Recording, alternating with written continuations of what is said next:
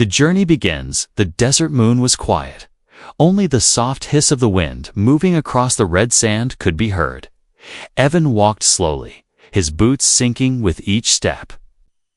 Carrying a small alien girl in his arms, her name was Lyra, and she had clung to him ever since he found her in the wreckage of a crashed ship.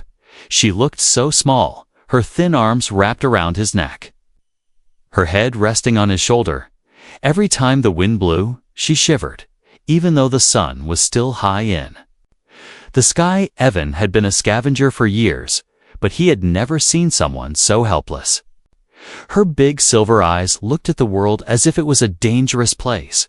When he first freed her from the broken chains inside the ship, she whispered only 2 words, "Help me." Since then, she hardly spoke, only nodding when he asked questions. Evan decided he would take her to a settlement, a safe place where she could eat, rest, and recover. They walked for hours, the heat burning their skin. Sometimes he carried her. Sometimes she walked beside him, holding his arm tightly. She jumped every time she heard the distant cry of a desert bird or the crunch of rocks underfoot. "You're safe with me," Evan said, his voice calm. "No one will hurt you now." Lyra gave him a small, shy smile, but it faded quickly, her eyes scanning the horizon as if searching for something. As they moved closer to the trade road, a pair of other scavengers spotted them. One of them, a tall man with a scar across his cheek, called out, "Evan, what's that you've got there?" Evan explained how he had found Lyra in the wreckage. The man frowned, shaking his head. "Be careful. Stranger things have happened with aliens like her." Evan didn't reply, he just kept walking, feeling Lyra's grip on his arm tighten. By evening, they reached a small canyon where Evan usually camped. He lit a fire, the flames pushing back the shadows. Lyra sat close to the fire, her knees pulled to her chest.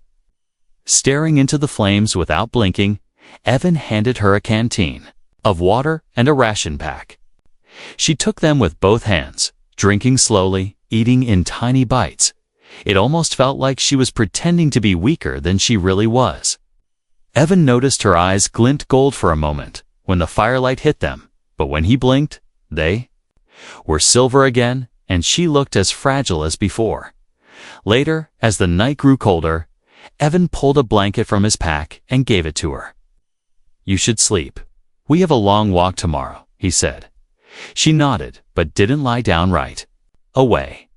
Instead, she kept watching him, her head tilted slightly, like she was studying his every move. When he finally lay back, looking up at the star-filled sky, he could feel her gaze still on him. It was a strange feeling, not fear, not hate, but something sharper, more calculating. Eventually, his eyes grew heavy, and he drifted into sleep. Hours later, Evan woke suddenly. The fire reduced to glowing embers. The cold night air bit at his skin. He turned his head and saw Lyra standing over him, her face partly hidden in shadow. Her expression was unreadable, her silver eyes glowing faintly in the dark. For a moment, neither of them moved. Then she stepped back and sat down. Pulling the blanket around herself, Evan pretended to go back to sleep, but his mind was now racing. Something about this girl was not right. She looked like a lost child. But there was a weight in her gaze, a weight that made him wonder if saving her had been a mistake. When morning came, the sun rose bright and red. Lyra acted as if nothing had happened, smiling softly when he handed her another ration pack.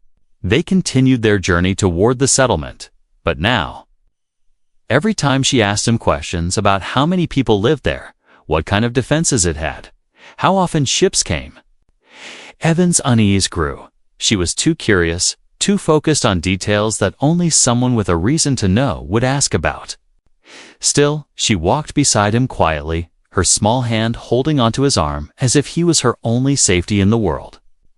Evan told himself he was just imagining things, but in the back of his mind, one thought refused to leave: the feeling that Lyra was not what she seemed, and if he was right, he might be leading danger straight to his own home.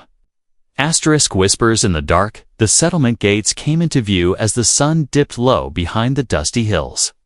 It was a place of worn metal walls and wooden guard towers, built more for survival than beauty.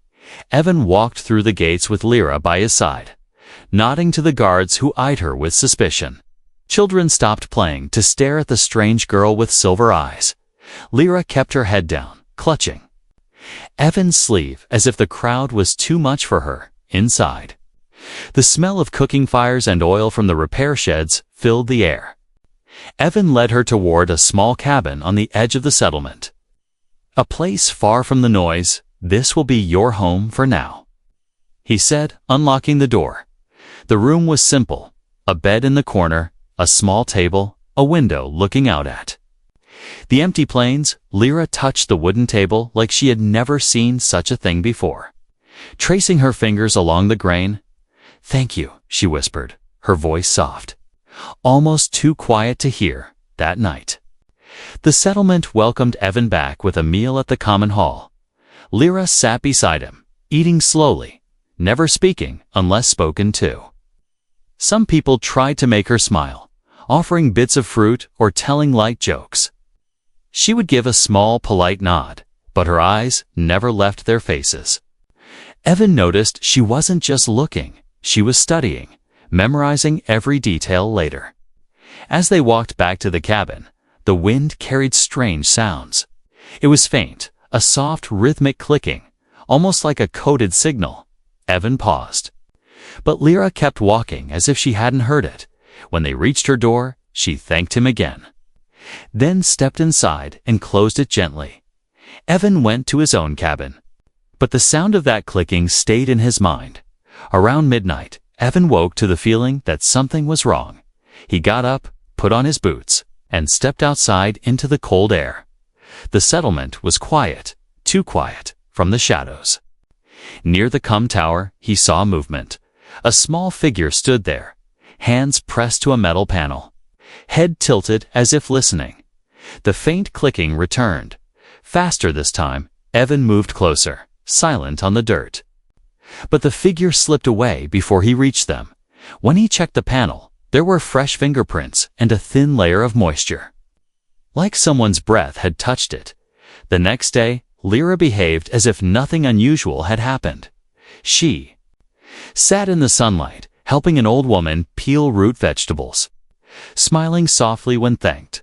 But Evan couldn't shake his suspicion. He noticed her eyes scanning the streets, the rooftops, the guards at the gates. Every time someone passed by with a weapon, her gaze lingered a second too long. That evening, Evan walked past the weapons shed and froze. There were deep claw marks on the doorframe, too large for a human hand. The wood was splintered, as if someone had tested its strength. Inside, nothing seemed stolen, but some crates had been moved. When he asked the guard, the man shrugged. Happened sometime last night. Strange, isn't it? Back at the cabin, Lyra was sitting on the floor, humming softly to herself. It wasn't a song Evan recognized. The melody was low, almost like a chant. When she saw him, she stopped instantly, her face becoming innocent again. Evan asked her where she had been the night before. She smiled faintly. "I couldn't sleep, so I walked to see the stars." Her answer was calm, but something in her tone felt rehearsed. That night, Evan couldn't sleep. He sat in the dark, watching her cabin through his window. Hours passed, nothing moved. Then, just before dawn, the door opened.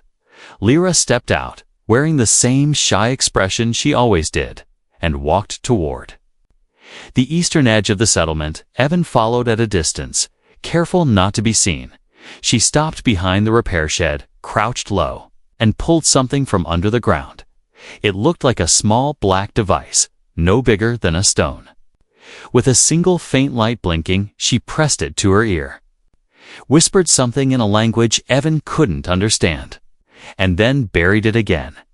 Evan's breath caught whatever she was doing. It wasn't the act of a helpless girl. When she turned to leave, he slipped back into the shadows. His heart pounded as he realized the truth was closing in. This girl, the one he had carried across the desert, was hiding something dangerous. But what exactly it was, he still didn't know. The first attack the morning started quietly. It's a kind of stillness that made the air feel heavy. Evan stepped outside his cabin. The smell of cooking fires drifting through the settlement. Lyra was already awake, sitting on the cabin steps with a cup of tea in her hands. She looked peaceful, almost too peaceful, her eyes fixed on the distant hills. When she noticed Evan, she smiled faintly and said, "It will be hot today." Evan frowned. The words were simple, but something about the way she said them felt strange, as if she wasn't talking about the weather at all. Before he could ask her more, a loud horn blared from the North Guard tower. Shouts echoed through the streets, and people began running. Evan grabbed his rifle and moved toward the gate, pulling Lyra with him. "Stay close to me," he ordered. Dust rose in the distance, and soon the shape of armored vehicles appeared. They were alien raiders, fast, ruthless, and known for leaving nothing behind. The guards scrambled to the walls. Rifles ready, Lyra clung to Evan's side, her voice shaking as she asked, "Will they hurt us?" "Not if we hold them off," Evan said, but he could feel his pulse quicken. The first wave hit quickly, gunfire and explosions shaking the walls. Evan fired from behind cover, taking down 2 raiders who tried to breach the gate. Lyra crouched behind him, covering her head, but when Evan glanced back, he noticed her eyes again, glowing gold in the chaos. She didn't seem afraid of the blasts around her, not the way the others were. Instead, she watched the raiders closely, almost like she knew them. The fighting lasted 10 long minutes. Then, just as suddenly as it began, the raiders pulled back. They didn't try to break through completely, and they didn't loot supplies from random homes. Instead, they had gone straight for the weapons shed. When Evan and the guards rushed there after the retreat, they found the door broken and several crates missing. Only certain weapons had been taken, high-energy rifles and advanced targeting gear. It was too precise to be a random raid back. Near the cabin, Evan noticed Lyra standing alone by the fence. Her face was calm, no signs of fear or relief. He approached her and asked, "Did you see anything?" She shook her head slowly. "I was scared. I just hid." But her voice didn't sound shaken, and her hands weren't trembling like the others. Later, while helping the guards check for damage, Evan found something that made his stomach turn. Under Lyra's bed, wrapped in cloth, was a small transmitter. Its light was still blinking. Faint but steady. It was the same kind of device he had seen her use behind the repair shed days earlier. Evan held it in his hand, his mind racing. Had she been signaling the raiders? Was she guiding them? When he confronted her that night, she looked at the device without surprise. "It's nothing," she said softly. "Just something I carry for comfort." But the excuse was weak, and she knew it. Evan wanted to push harder, but something in her eyes made him stop. Not fear, but a quiet warning, as if she was saying, "If you keep asking, you won't like the answer." He decided to keep watch instead, for the next 2 nights. He barely slept, keeping his window open so he could see her cabin. The second night, just before dawn, she left again, moving quickly toward the edge of the settlement. This time, Evan followed without hesitation. He kept to the shadows, his footsteps silent. She reached the same buried spot near the repair shed, dug up the device, and began speaking into it. Her voice was low, the words in that same alien language. Then she paused, as if listening, before replying, "Understood." "I will be ready." Evan's heart pounded. He didn't know exactly what was coming. But it was clear now, Lyra was not a lost, helpless girl.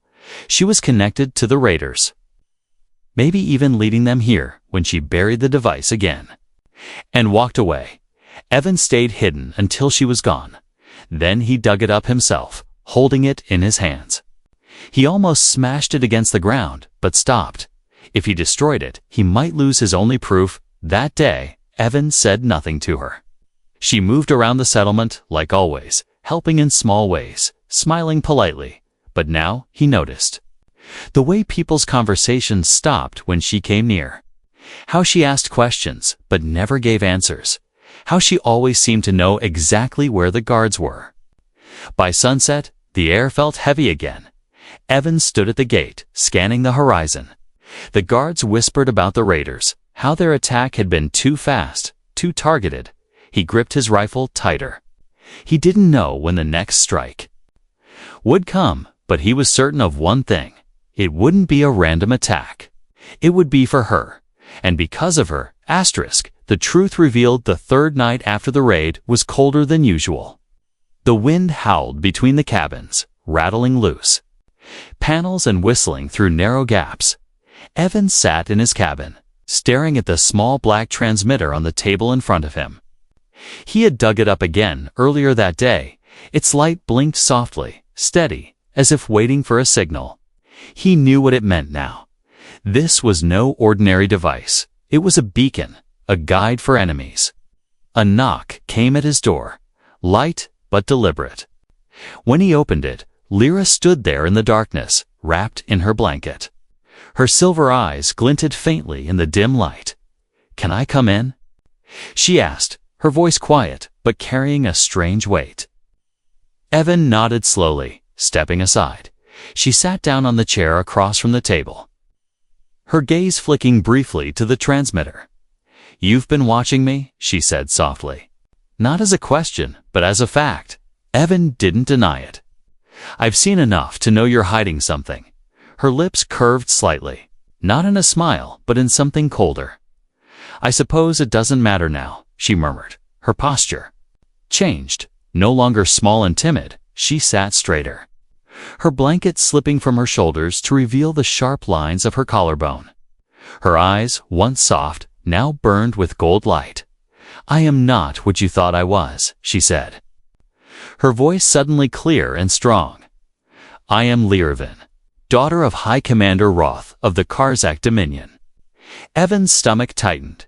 He knew that name. Roth was a warlord feared across the outer systems. Leader of countless attacks. "You?" "Let me bring you here," Evan said, his voice tight.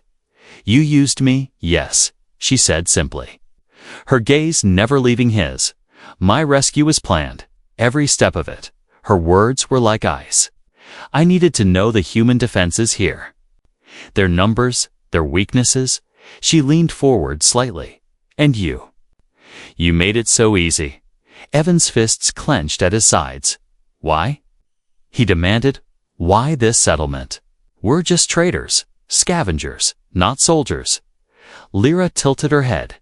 "You may be traders, but you guard something valuable, a shipment of pulse rifles. Meant for a human outpost." Her voice lowered. "My father wants them. And now he knows exactly where they are." Evan's mind raced. The shipment had arrived a week ago. Stored in the armory, only a few people knew about it. And now? Because of her, the Karzak Dominion did too, before he could speak. The transmitter on the table began to hum. A faint voice in the alien tongue came through. Sharp and urgent, Lyra's expression hardened. She stood, took the device in her hand, and spoke quickly into it. When she finished, she looked at Evan. "It's too late, human," she said. "They are coming now." Evan reached for his rifle. But she didn't flinch. Instead, she stepped closer, her voice dropping into something almost gentle. "You were kind to me, Evan," she said. "If you stay out of their way, I will make sure you live." He shook his head. "I won't let you destroy this place." Her eyes narrowed. "Then you will die with it." The sound of engines rumbled. In the distance, low at first, then growing, Evan ran to the door.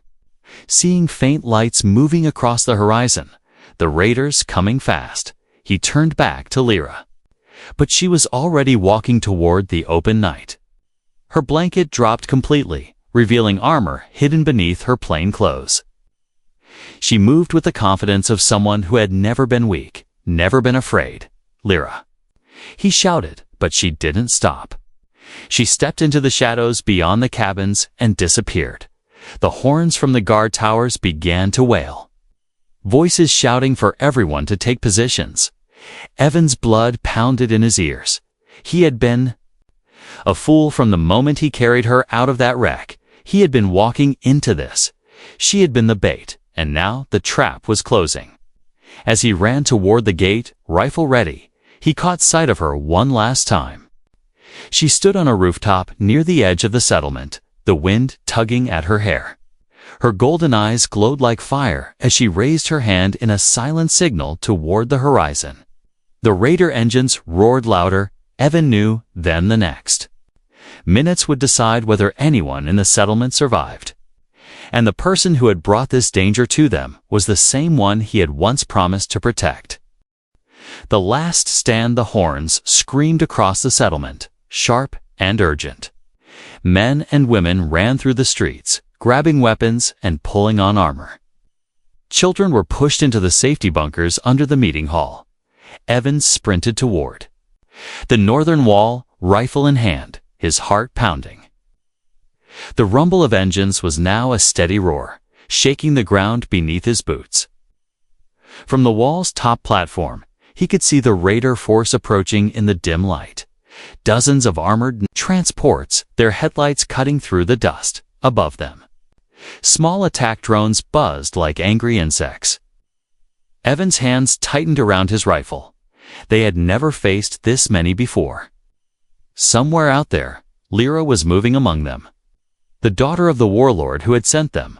Hold your fire until they're in range. The captain shouted, his voice carrying over the wind. Evan scanned the shadows between the hills, looking for her. Then he saw it. A single tall figure on a transport's roof, hair whipping in the wind, eyes glowing gold, even from this distance. He knew it was Lyra. She raised her arm. The entire raider force shifted formation, aiming directly for the gate. The first missiles hit seconds later, shaking the wall and throwing dust into the air. Evan fired at a drone, knocking it out of the sky. The defenders unleashed a wave of gunfire, sparks and smoke filling the night. The raiders kept advancing, their armor plates deflecting most of the shots on the ground. Evan saw them moving with purpose, not toward random targets, but toward the armory, exactly as Lyra had planned. Explosions ripped through the west side of the wall, sending wood and metal flying. Evan jumped down from the platform, landing hard. He ran toward the breach, shouting for others to follow. 2 raiders came through first, but he dropped them with precise shots. Behind them, more poured in, their strange weapons glowing with blue light. Fall back to the second barricade. Someone yelled. Evan covered the retreat, firing in bursts, but when he reloaded, a shadow moved in the smoke. She stepped forward, Lyra wearing dark battle armor, the Dominion crest shining on her chest. Her expression was calm, almost serene. "You can't win this, Evan," she said over the chaos, her voice cutting through the noise.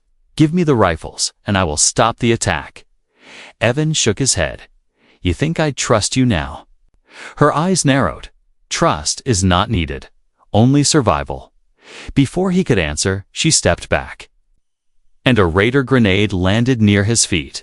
He dove for cover as it exploded, the blast ringing in his ears. When he looked again, she was gone, slipping back into the smoke. The fight grew desperate. The defenders held the second barricade, but the raiders were relentless. Every time they were pushed back, more came through. Evan realized the settlement wouldn't last much longer.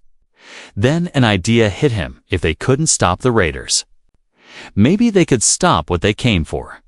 He broke from the line, sprinting toward the armory inside.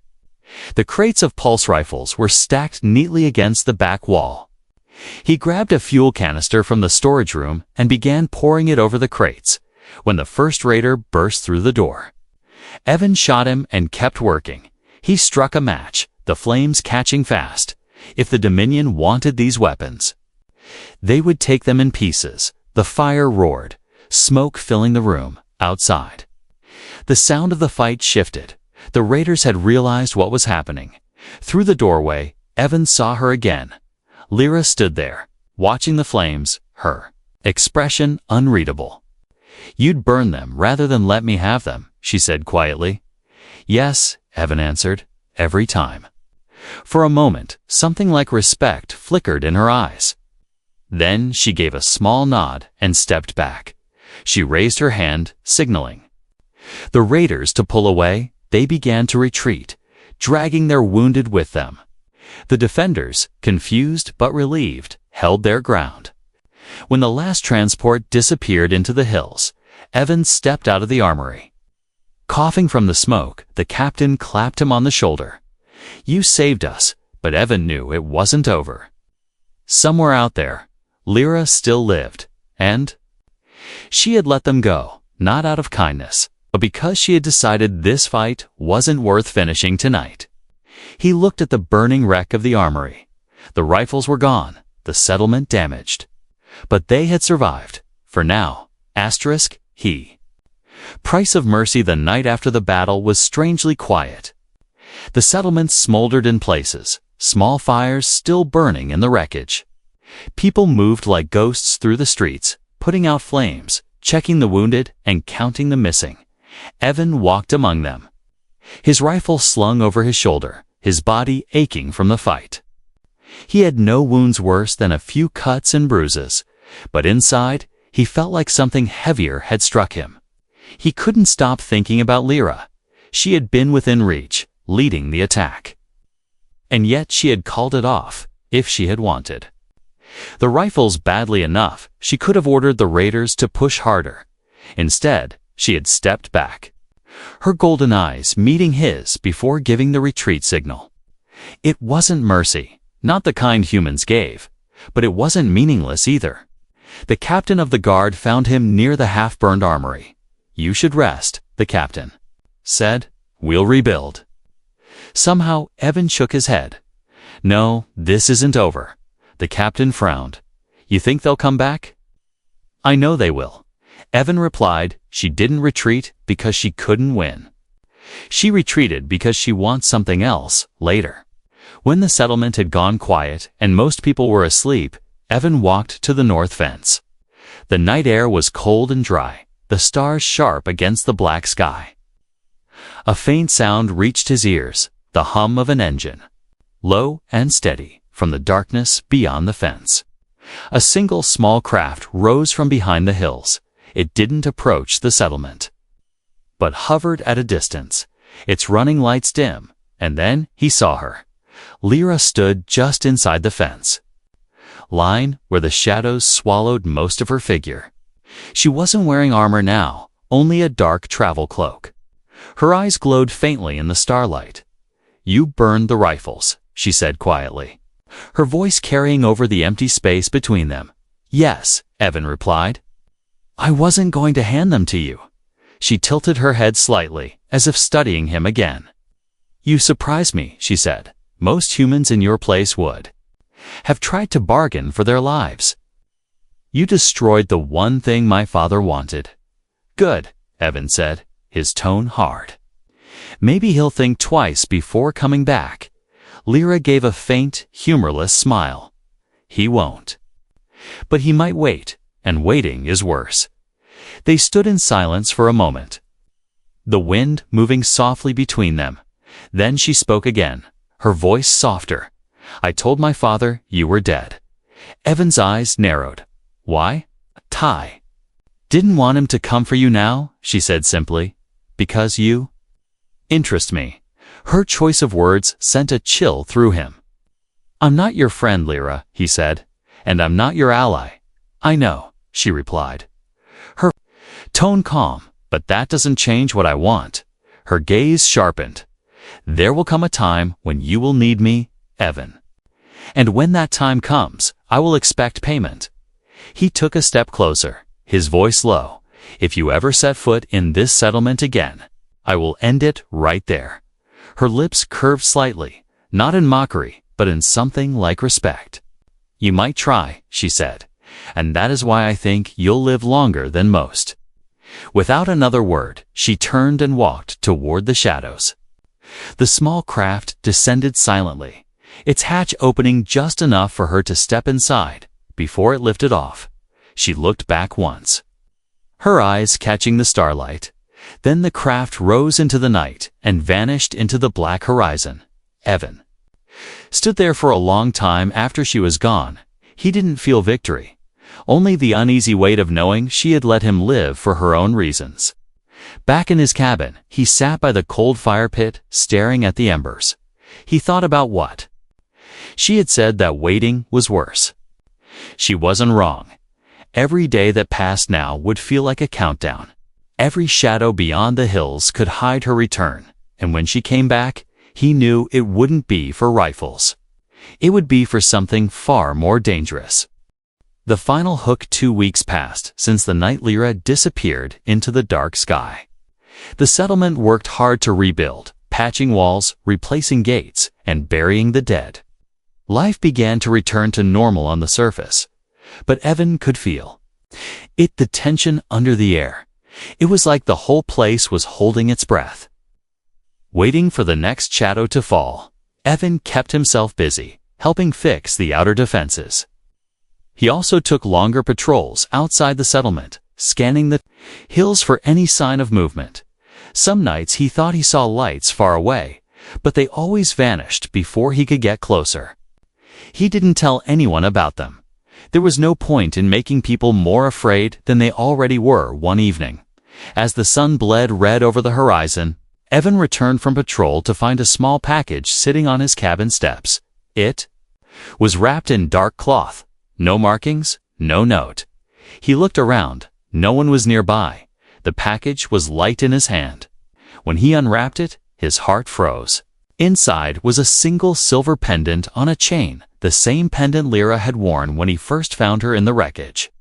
The same pendant she hadn't been wearing when she left. Beneath it was a strip of thin metal with words etched in sharp alien script. He couldn't read the language, but he didn't need to. He knew it was a message from her. He took it to the settlement's translator, an old man who had once traded with alien merchants. When the man read the inscription, his face paled. It says, the man whispered, "For when you call me." Evan's chest tightened. The meaning was clear. Lyra was telling him that she would come if he needed her. But it wasn't a promise of safety. It was a reminder that their connection wasn't over, that somewhere out there, the daughter of the most feared warlord in the sector still thought about him. That night, Evan sat at his table, turning the pendant over in his hands. Why had she left it here?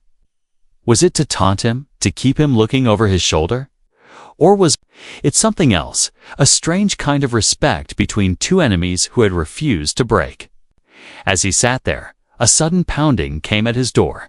It was one of the gate guards. Out of breath, "Evan, you need to come," the guard said urgently.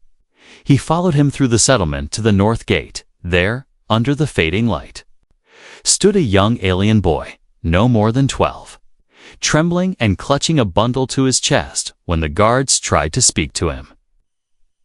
He only repeated the same words over and over in broken Galactic standard. "She said to give." To the human, the boy stepped forward and handed Evan the bundle. Inside was a map, hand-drawn, marked with routes and symbols. One of the routes led directly to a human mining outpost 2 days' travel from the settlement. In the corner of the map, drawn in gold ink, was a small stylized eye, Lyra's mark. The boy whispered one last thing before the guards took him inside. She said, "Soon." Evan stood there, the wind cold against his face. If the map was real, then something was about to happen at that outpost, and if Lyra had sent it, it could mean one of two things: a warning to save lives, or a trap to pull him into her game. Either way, he knew he couldn't ignore it. That night, as the settlement slept, Evan packed his gear. He left the pendant around his neck and the map in his jacket pocket. At the gate, the guard on duty gave him a questioning look. "Where are you going?" he asked. Evan only replied, "To find out what she wants this time." As he walked into the darkness, the stars stretched endlessly above him. Somewhere out there, Lyra was waiting, whether as an enemy, an ally, or something far more dangerous. He didn't know, but he did know one thing. Their story wasn't over. And the next time they met, one of them would walk away, changed forever.